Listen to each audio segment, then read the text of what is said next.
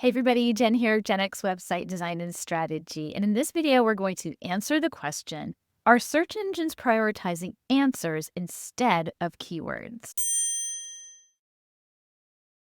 But before we dive into this, I want to remind you to register for my free class, the 3-part framework for increasing organic traffic to your Squarespace website, where I talk all about the framework that allowed me to literally quit social media and 60 times my website traffic, and how I teach Squarespacers just like you the same methods so that you can start attracting your perfect customers to your Squarespace website starting now. It's totally free, link below the video. So, what does it mean to prioritize answers over keywords? Google and other platforms are no longer just matching keywords in search queries to keywords in your content. They're trying to answer users' questions more accurately and directly. This means prioritizing user intent over exact keyword usage. But what does that mean for bloggers who rely on search traffic? Don't sweat it. While it's a shift, it doesn't have to leave you scrambling. Let's break down what's happening and how you can tweak your blog strategy to stay visible and valuable.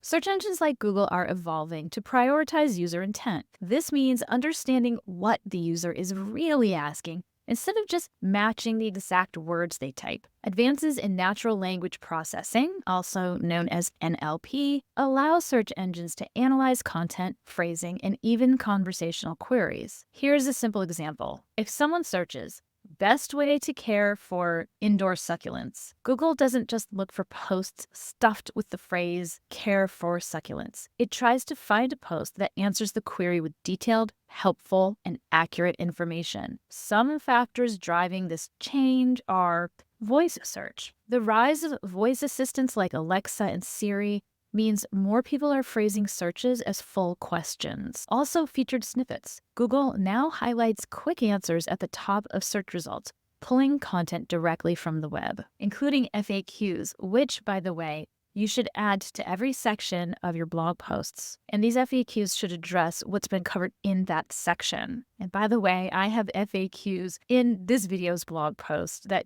you're only going to see if you go to the blog post. So I'll include a link to that below this video. If you've been relying on keyword optimization as your main strategy, this shift might feel like a curveball. It did for a lot of people whose search rankings tanked when Google started using AI. Mine actually didn't, because my framework, the framework that I created, the framework that has allowed me to 60 times my website traffic, was a focus on content, where I crafted my content to align with what I do best and how I serve my clients best in my business. And then I would do keyword research after, and that's how I teach my students. This shift is actually good news. Here are the key ways bloggers are impacted. With less of a focus on keyword stuffing, you don't have to worry about repeating the same keyword multiple times. The focus is on writing high-quality, useful content that addresses readers' needs. What a relief. But here's the thing. You do still need to use keywords because you do still need to communicate to Google what your blog post is about. So I wouldn't say stop using keywords. I think that would be a bad idea. Increased competition for snippets. People also ask sections and similar features take up prime real estate on search engine results pages. If your blog post captures a snippet, you'll get great visibility. If not, you might lose traffic. If your content doesn't match what users are actually looking for, it won't rank well, even if it includes the right keywords. A really great way to avert this is to plan your content first, figure out what your categories should be as they align with your product and services and how you can best serve your customer. That way, your customer is going to get value out of your blog post because they're specifically looking for what you have to offer. So this is a win-win. The good news, adjusting your blog strategy to meet these changes isn't difficult. Search engines are becoming more human-like in how they process and deliver information, and you're a human. So writing conversational, natural, and helpful content, it's already in your wheelhouse. So here are some easy steps to adapt while keeping your blog relevant. Answer questions directly. Write content that gets straight to the point and directly addresses readers' questions. Search engines love it when your content mirrors how someone might answer a question in a conversation. You can use tools like Answer the Public or check Google's People Also Ask section to find common questions in your niche. Structure your content for snippets. Use clear headings, bullet points, and concise answers to increase your chances of getting featured in Google's answer boxes. This formatting makes it easier for search engines to find and use your content. And write like you talk. With search engines leaning toward natural language processing, NLP, there's no need to overthink things. Simply write it in a conversational tone, just like you'd explain something to a friend or a colleague. Red pen alert, this isn't a paper that you need to hand in to your teacher. This is a great opportunity to rebel against that mean teacher who left red pen all over your paper.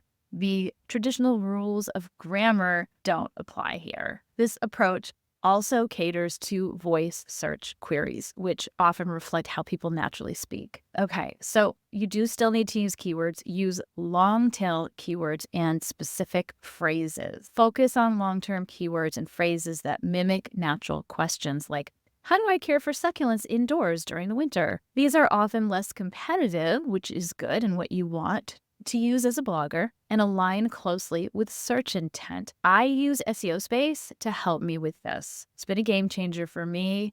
I highly recommend you try it out. I'm going to leave a link to that below this video. You can get started with a free plan, which is great because then you can try it out before you make a decision whether or not you want to buy it. Cover multiple questions in a single post. By grouping related questions into one blog post, you'll address various search queries at once. For example, a post titled The Beginner's Guide to Indoor Succulents could include sections like, how often should I water succulents? What kind of sunlight do succulents need? Do succulents need special soil? It's all about being helpful, approachable, and relatable, something you're already great at.